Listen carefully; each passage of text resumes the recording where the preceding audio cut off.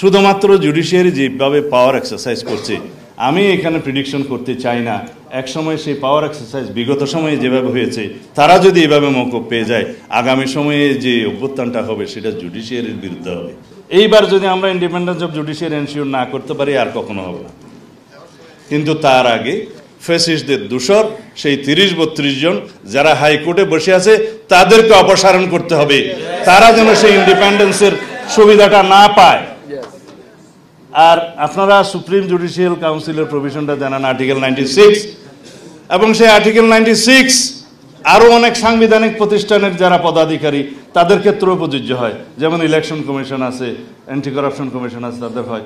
শুধুমাত্র একটা লাইন লেখা আছে যে তারাও একই প্রক্রিয়া অপসারিত হবে যেই প্রক্রিয়ায় হাইকোর্ট এবং সুপ্রিম কোর্টের বিচারকদেরকে অপসারণ করা যায়। This is not much. আমি প্রপোজ করছি এর অনুবলে আইন প্রণয়ন করতে হবে, সেটা অবশ্য আমরা সংস্কার কমিশনের রিপোর্টে আমাদের পক্ষ থেকে বলেছি। সেই আইনের প্রেক্ষিতে তার অসদাচরণের জন্য, তার দুর্নীতির জন্য, অন্যান্য ইন্ডিভিজুয়াল ক্রিমিনাল লায়াবিলিটির জন্য তাকে যেন জাস্টিসে আনা হয়, তাকে যেন বিচারের প্রক্রিয়ায় আনা হয়, সেই ব্যবস্থা রাখতে হবে। তো তাহলেই পরেই হায়ার জুডিশিয়ারি বলেন, অধস্তন আদালত বলতে একটু খারাপ শোনায়, এখন স্থানীয় আদালত বলা হচ্ছে বা লোয়ার জুডিশিয়ারি, যাই হোক, তাদেরকেও সেই অ্যাকাউন্টেবিলিটি ফিক্স করতে হবে। আপনারা যদি মাত্র মনে করেন যে বিবেকের কাছে জবাবদিহি করবেন, সেই ভাষা পরিত্যাগ করতে হবে। সব অঙ্গেরই অ্যাকাউন্টেবিলিটি থাকবে, লেজিসলেটরদের অ্যাকাউন্টেবিলিটি থাকবে, পলিটিশিয়ানদের অ্যাকাউন্টেবিলিটি থাকবে, অন্যান্য অঙ্গের এক্সিকিউটিভদের অ্যাকাউন্টেবিলিটি থাকবে, ব্যুরোক্রেটদের অ্যাকাউন্টেবিলিটি থাকবে। জুডিশিয়ারিকেও কোথাও না কোথাও অ্যাকাউন্টেবল হতে হবে। কারণ শুধুমাত্র জুডিশিয়ারি যেভাবে পাওয়ার এক্সারসাইজ করছে আমি এখানে প্রেডিকশন করতে চাই না এক সময় সেই পাওয়ার এক্সারসাইজ বিগত সময়ে যেভাবে হয়েছে তারা যদি এভাবে মওকুফ পেয়ে যায় আগামী সময়ে যে অভ্যুত্থানটা হবে সেটা জুডিশিয়ারির বিরুদ্ধে হবে।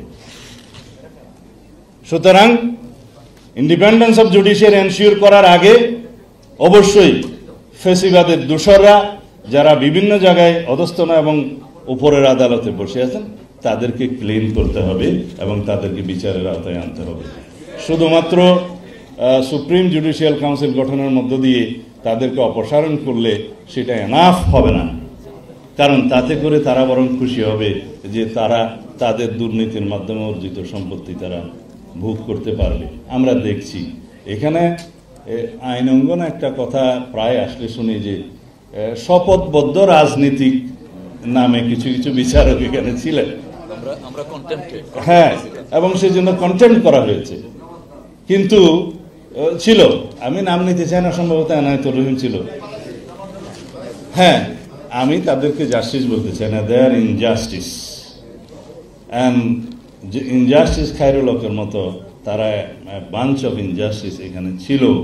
তারা তাদেরকে বিচার কি শপথবদ্ধ রাজনীতিবিদ হিসাবে পরিচয় দিতে খুশি হতেন। তারা তো এই জুডিশিয়ারিটাকে কলুষিত করেছে, তারা এই জুডিশিয়ারিটাকে নষ্ট করেছে। এইটা একটা সুযোগ আছে। আমি মাননীয় চিফ জাস্টিসকে অনুরোধ করব আপনি তাদেরকে ক্লিন করুন, এটা আপনার দায়িত্ব, আমরা আপনাদেরকে সমর্থন করব।